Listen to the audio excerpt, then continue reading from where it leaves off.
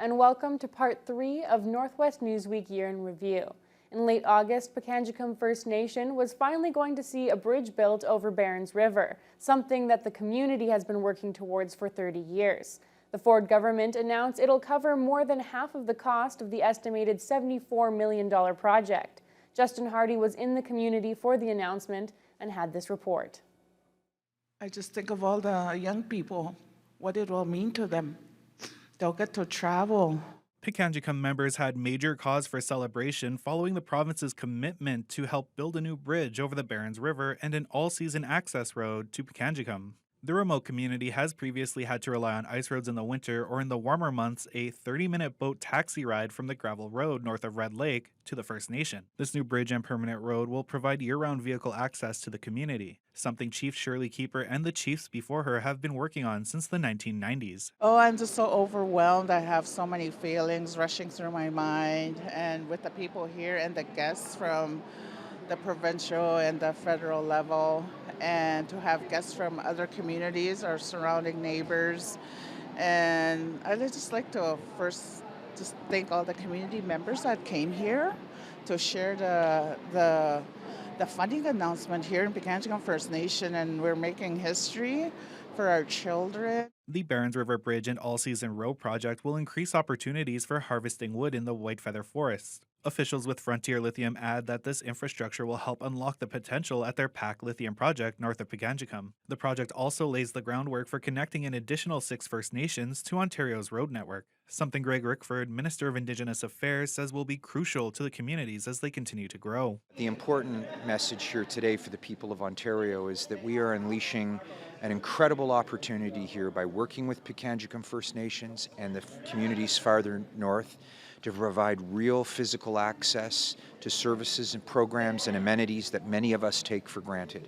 Health, social, and economic factors factored into to our decision to be a full partner with the community and the federal government. The Independent First Nations Alliance estimates the cost of the project to be $76.4 million.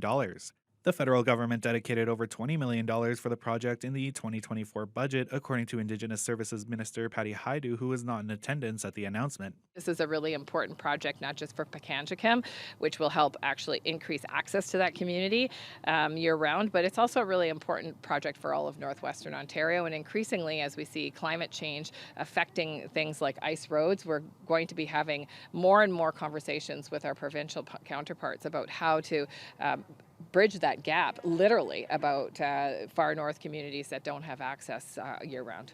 Assuming the federal budget is approved, ground is expected to be broken at the site this spring, with work planned to be completed in 2027.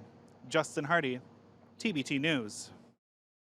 Also in late August, CN Rail provided an update on the rail bridge that collapsed just outside Fort Frances. The 5-mile bridge was closed for around 4 weeks, and a CN spokesperson said progress continued in the cleanup. Workers were busy removing debris, which included concrete and steel from the site of the collapse. CN's statement said the railway's focus was to safely and quickly restore service on the Fort Frances subdivision, which connects CN's network to Atikokan and the Port of Thunder Bay.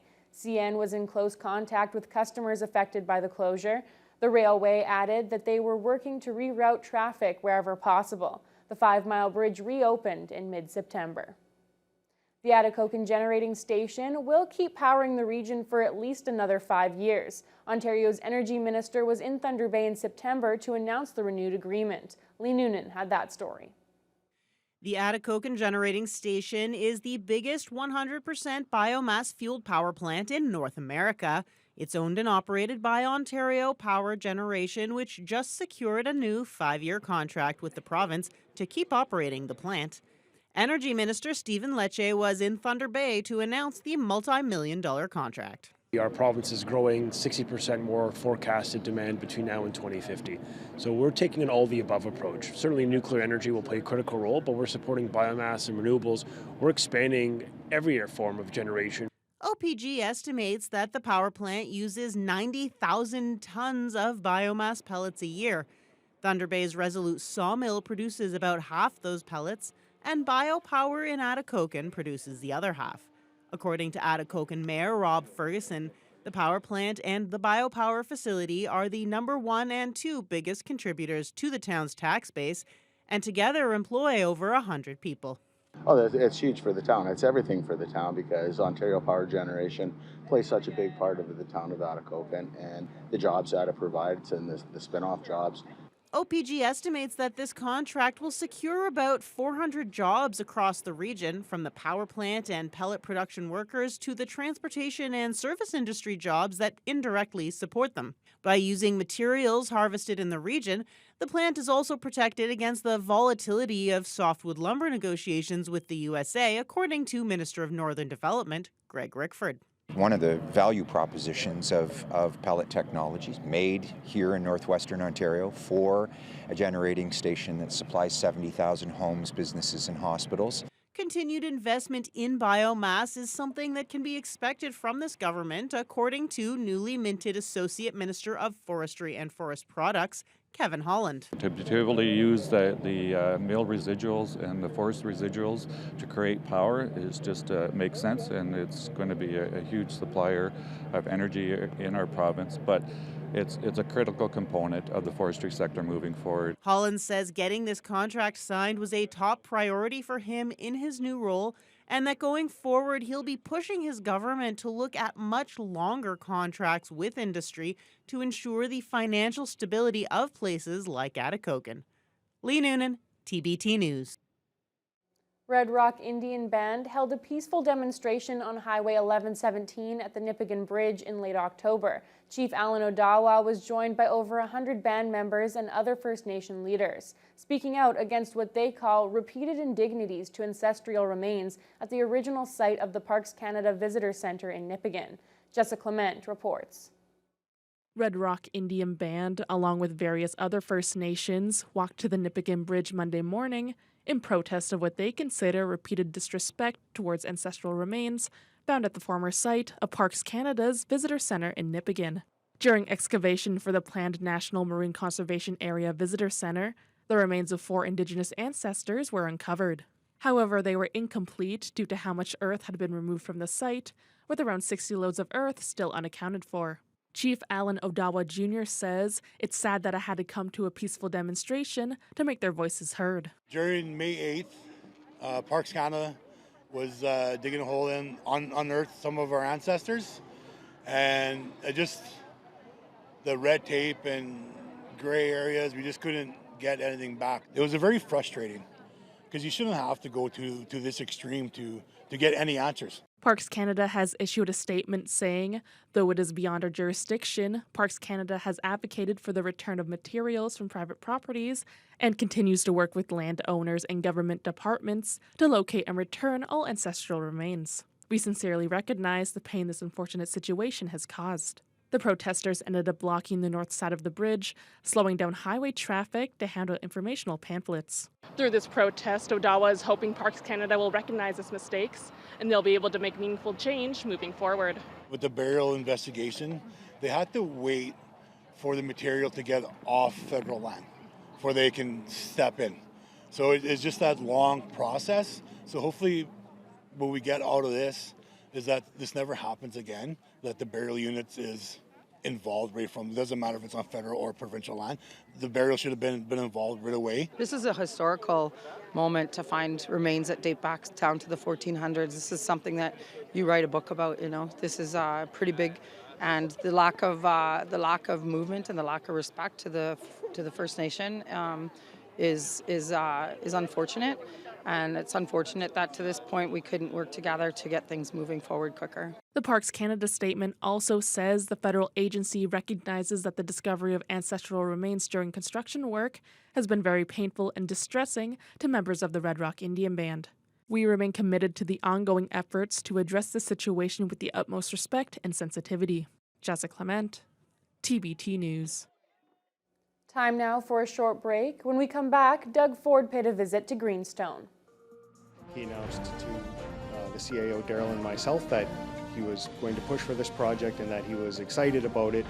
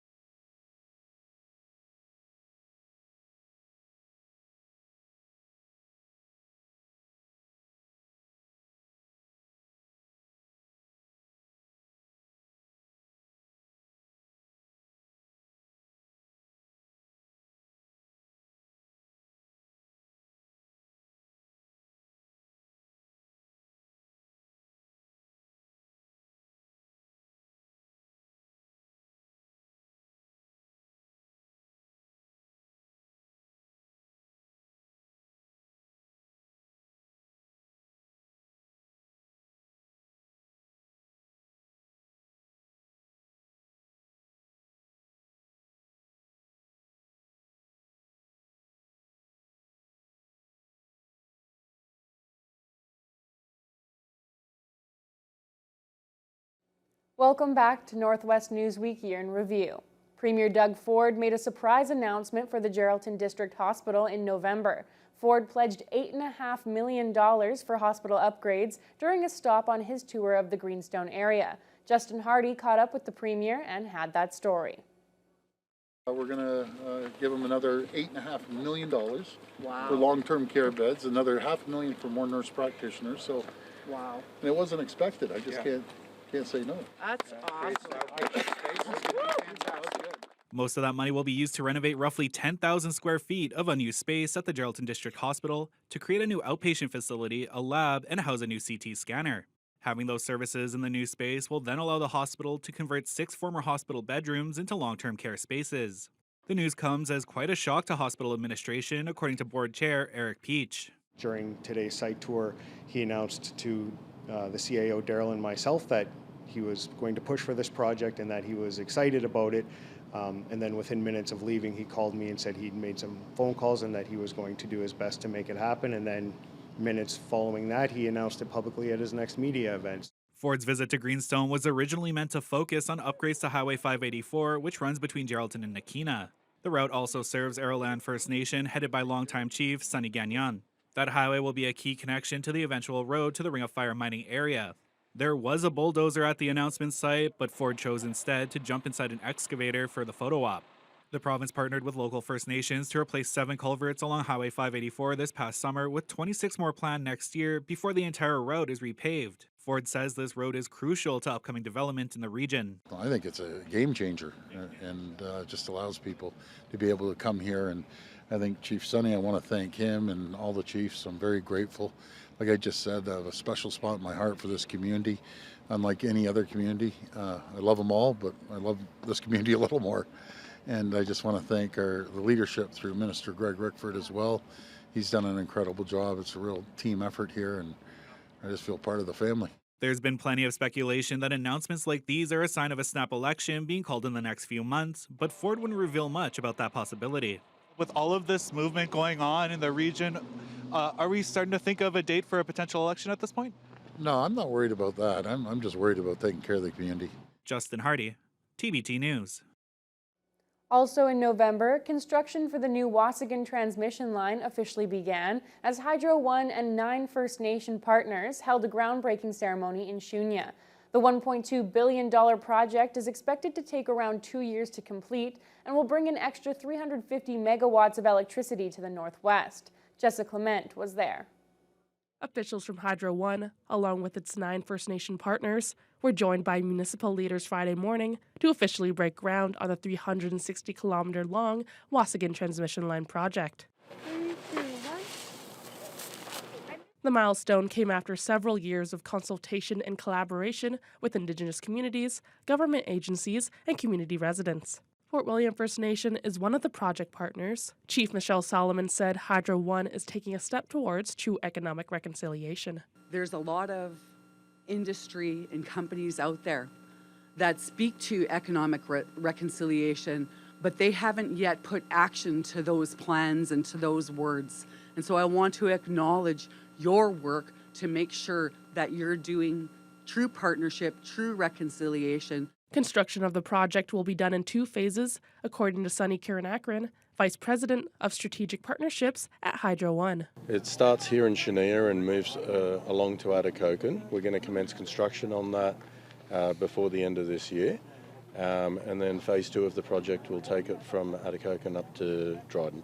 When completed, Hydro One CEO David Lieberter says the transmission line will bring an additional 350 megawatts of clean electricity to the Northwest. It strengthens the backbone of the bulk electricity system that runs from this point west throughout the province. And if you want to build new manufacturing, open up mines or forestry plants, or even new communities, you need to have enough capacity on the transmission system. Right now, the transmission system here is getting full. This creates that buffer, that headroom to bring new economic activity. Atikokan Mayor Rob Ferguson is excited to see the project enter construction and notes it will help residents and businesses thrive. With the Waskagan power line, they're able to export power. They talk about bringing power into Atikokan, but power runs both ways, and we'll be able to export it. So now we're having developers look at us, and maybe we can do something, which would be great for the community as well. Construction for phase 1 of the project is expected to start before the end of the year, and officials are hoping to have the whole project done in 2027.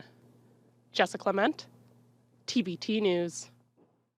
The town of Marathon is continuing its search for funding for its proposed active living center.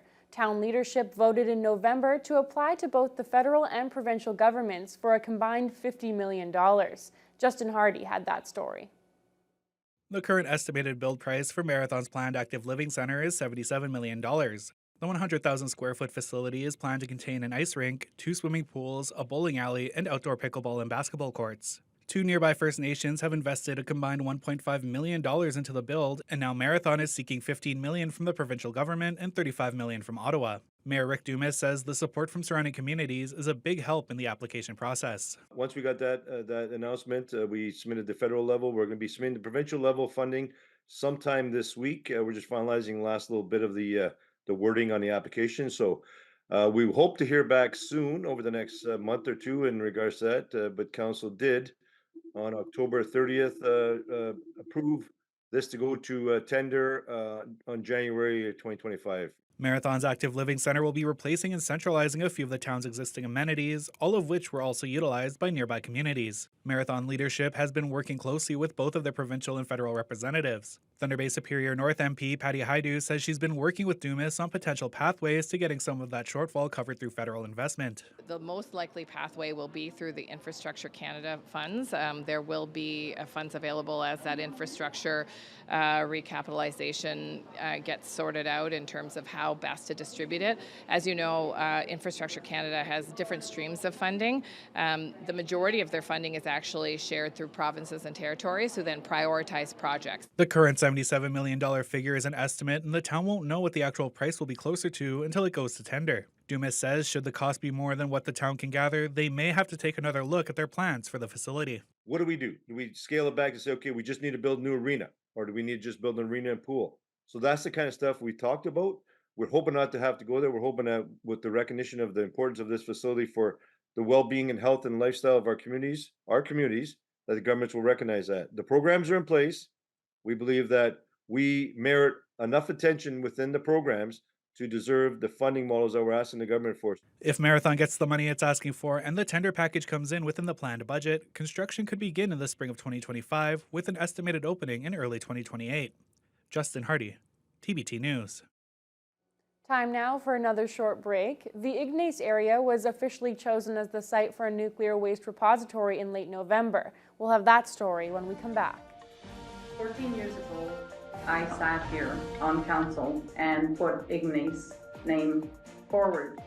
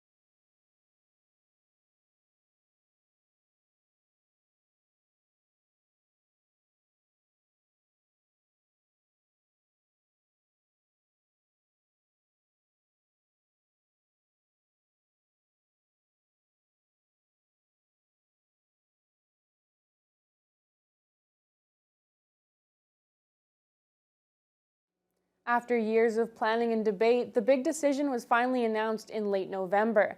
The site near Ignace has been chosen for the planned deep geological repository for Canada's nuclear waste. The town of Ignace and Wabigoon Lake Ojibwe Nation both saw strong support to continue in the willingness process. Justin Hardy reports. We are prepared, we are ready, and we are excited. Ignace was the first of the 2 municipalities around potential sites to declare itself willing to host a deep geological repository for Canada's nuclear waste. Wabigoon Lake was the first of the 2 First Nations. Both communities showed strong support when their willingness was put to a vote. That enthusiasm has paid off as the Nuclear Waste Management Organization has selected the northern site. Ignace Mayor Kim Bagri had this to say following the big announcement. Very emotional as well. 14 years ago, I sat here on council and put Ignace's name forward for this journey, and it's quite exciting today to be chosen as the first Canadian site for DGR. It comes at no surprise since the 2 communities voted. We acknowledge that they chose the site to study, and we are willing to learn and have more in-depth discussions. Wabigoon Lake Ojibwe Nation Chief Clayton Wittelainen points out this is just the beginning of the federal regulatory approval process. I just want to make sure everybody is, don't jump to conclusions. It's not a rubber stamp and ground is being broken. There's a 7 to 12 year process to go through all the approvals, and many questions will be coming up. Despite the wide majority votes in Ignace and Wabigoon Lake, that doesn't mean everyone is excited about the chosen location. Lise Morton, Vice President of Site Selection for NWMO, says she understands some still oppose the project and invites them to take part in the ongoing process. Both the communities of Wabigoon Lake Ojibwe Nation and Ignace, their residents had those same concerns and those same questions and have spent a decade learning about the project. So we understand that people have to have some time to learn more, to ask us questions, and that process will continue now. Absolutely, with communities regionally, with neighboring communities and First Nations and the Métis Nation of Ontario. We understand that there's still work to do with others in the area. Opponents of the proposed DGR were not immediately available for comment, but they'll be speaking to TBT News on Friday. Justin Hardy, TBT News. In December, representatives from 24 Northern First Nations and other organizations made their way to Thunder Bay to celebrate the completion of the Watay-powered transmission system. The project has been 17 years in the making and wrapped up construction this past spring. Once again, here's Justin Hardy with that story. Celebrating a $1.9 billion transmission project that began in 2007. Groups from around the region got together to recognize the completion of the Watay Power Transmission System. It stretches along an 800-kilometer arc to communities north of Red Lake and Pickle Lake that previously could only rely on diesel power. Construction of the line was officially completed by Ballard Construction in May. President Kerry Kostick says it was a massive project with quite a few obstacles. Well, it happened during COVID, and we had this, the significant forest fire for a period in the region. So, large, tough project, but really exciting. We have a great workforce that were committed and dedicated. They worked in tough situations. They worked in isolation, particularly during COVID, and we're very proud of our workforce that got this job done on time. This is a massive feat of engineering and of tenacity and of hard work from everyone who's participated. You're talking about 1,800 kilometers of line. Every single foot of that connection had to be work that was done, and many of those workers, the 5,000 workers, so many of them were local Indigenous workers who really poured their heart and soul into this project. The transmission system is majority owned by a partnership of 24 First Nations, including the 17 communities to be connected to the line. Wapakika was one of the last of the communities to celebrate its new connection to the provincial power grid, and community member Zach Tate said it's amazing to have been able to watch the entire process. When I was young, I heard stories about this project starting up, and they had a lot of options back then, and then finally our First Nations took initiative, and I was very glad that they did, and with the initiatives that they have taken, and with successfully completing the project, this line is very good for us. All Watay-Nikanaya power assets are energized with only a few more communities awaiting full grid connection. Justin Hardy, TBT News. That's all for part 3 of our 2024 Northwest Newsweek Year in Review. We'll be back next weekend with an all-new episode of stories from across the region. Hope you'll join us then.